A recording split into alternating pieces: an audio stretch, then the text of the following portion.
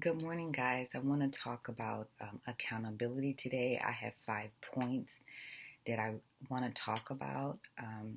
It won't take long. I won't keep you guys long today. I did jot some things down so I wouldn't forget to mention some points. And the first thing that I wanted to mention is have a conversation with yourself. I cannot express how important that is because you can't have accountability if you're not recognizing there's something wrong in the first place. So, without acknowledgement, there's having a conversation with yourself means you acknowledge there's a problem, which is the most important thing. And this conversation needs to take place because you need to figure out why you're doing what you're doing. So that's really important. The second thing is hold yourself accountable real time.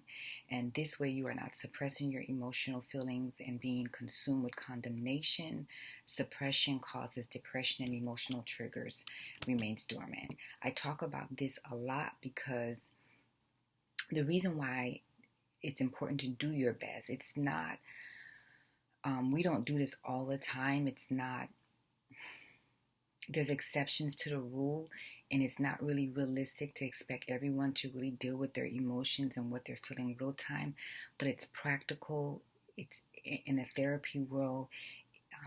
You're able to heal quicker, you're able to deal with the actual issues, and then you have a memory factor. I know for me, when I'm sitting with my therapist and I'm talking about something in my childhood or in my teens, it's hard for me to connect the dots sometimes, and I have an extraordinary memory. My memory is pretty good to the point where my sister in Jersey sometimes calls me in the past to to tell her about things that happened in the past because my memory is good. And even with me, with my memory being so exceptional, I can't remember everything and I can't remember every detail. So it's important that you deal with things real time, because when you deal with things real time, it helps you keep focus on the facts, because sometimes we make things up in our head. We talk about things that we thought happened but actually didn't happen. But when you deal with things real time, you're allowed to actually talk about the facts, actually what happened. And the only other thing that can help you when you're not able to deal with things real time is journaling. Journaling is really important. Not a lot of people like to do pen to paper. We live in the 21st century. You can journal digitally. That's important. And the reason why I'm emphasizing on that is because facts are important with accountability, because what you think happened or what you thought someone says or how you think someone feels plays a huge role in accountability for yourself. So that's why it's important to deal with things real time if you can. I know realistically not everybody is able to deal with things real time, but it's important because if you don't, you're going to suppress stuff, and when you suppress stuff, it leads to depression. And when you're depressed, things remain dormant, and then any little thing that happens, it triggers you. And the reason why I know this, guys, is because I was the queen of suppression, and I was in clinical depression for a long time because I bottled everything up. I didn't talk about everything. So that's why it's important. Step 2 is to deal with things real time. The third thing is it's okay to have feelings. Nothing is wrong with acknowledging how you feel. In fact, that's important. Just don't buy real estate there. I talk about feelings a lot because at first I used to condemn myself for feeling upset, feeling mad, feeling uncomfortable, feeling that I'm frustrated. I felt like I wasn't growing as a person. I felt immature spiritually.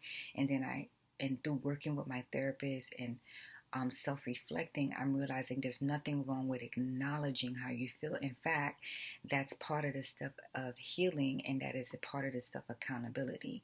It's okay to acknowledge that you're upset. It's okay.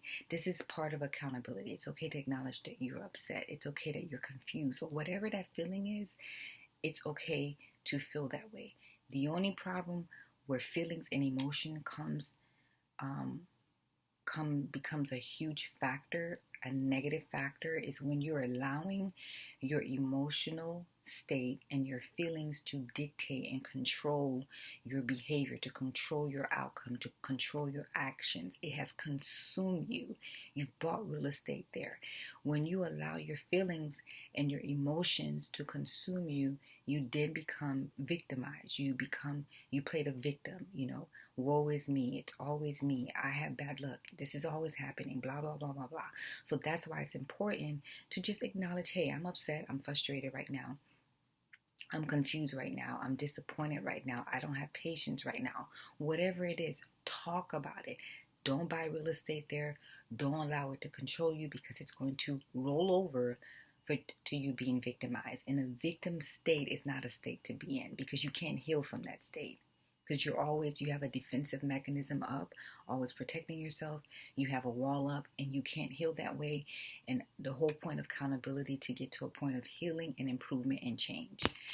And the fourth thing is to set realistic goals. Don't set impossible goals, impossible expectations. Realistic expectations are important.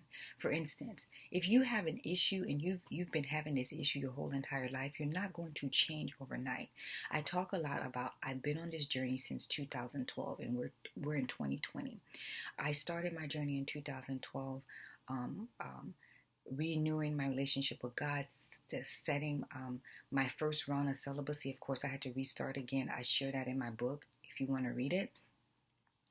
But in 2012 is when I started this journey of living my best life, changing my life, getting more spiritually grounded, getting back into the Word. I had to do baby steps. I fell, I got up, so you have to set realistic goals, because when you set these unrealistic goals because you're trying to be like someone else, or you're trying to get as spiritually mature as someone else, or whatever it is that you're trying to do, you're only going to end up disappointing yourself, because you're not going to be able to sustain consistent change. You probably would be able to do those change for a little bit, but it won't be long.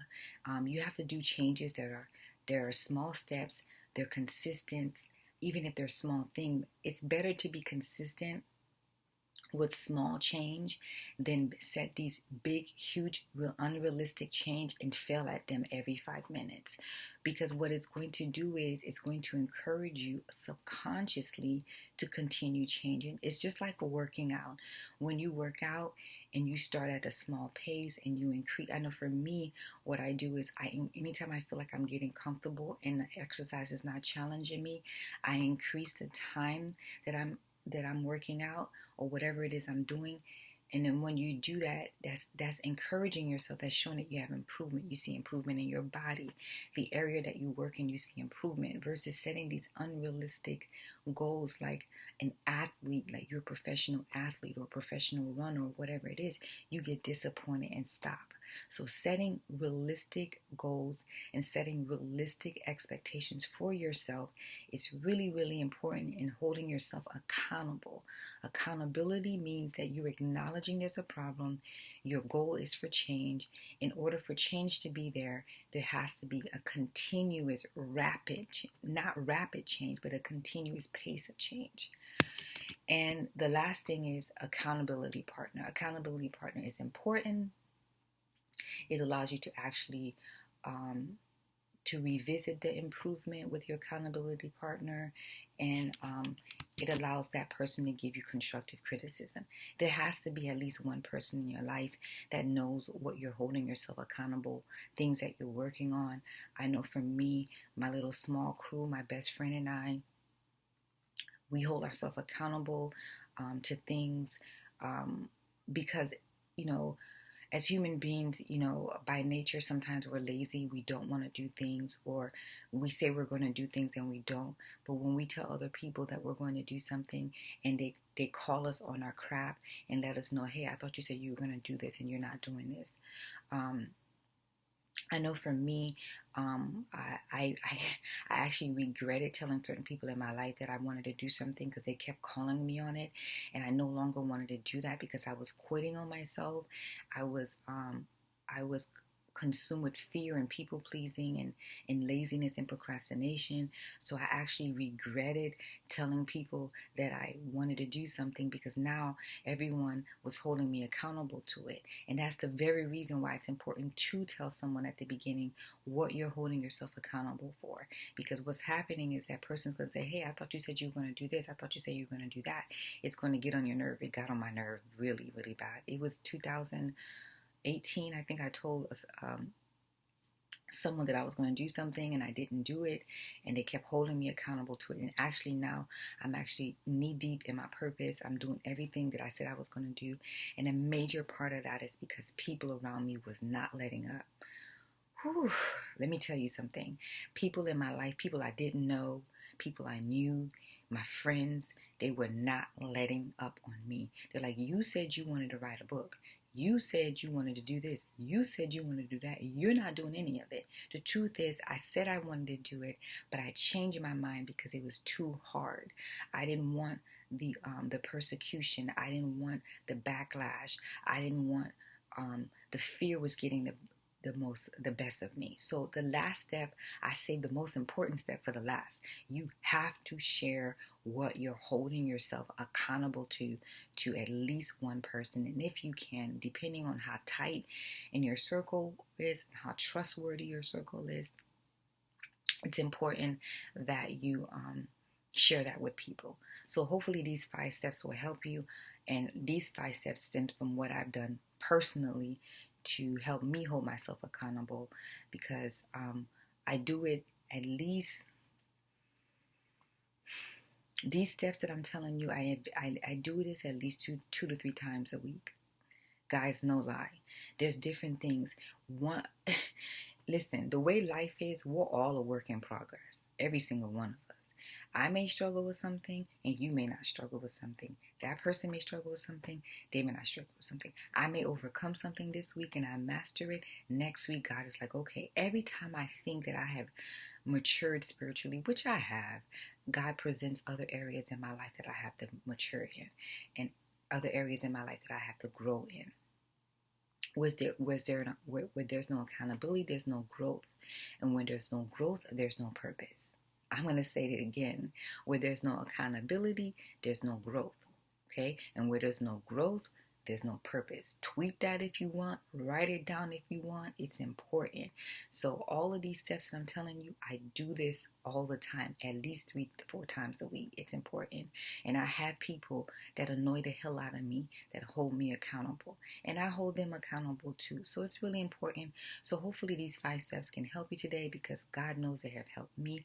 I cannot even recognize myself, the improvements that I've made in my life, the maturity, the spiritual maturity, the me being self-motivating and not constantly needing, I'm sorry, I can't speak today. I don't constantly need it to be motivated by other people, that I can pull myself up on my bootstraps. It's important that you have encouragement, but it's very dangerous to be codependent and not being able to have conversations with yourself and encourage yourself.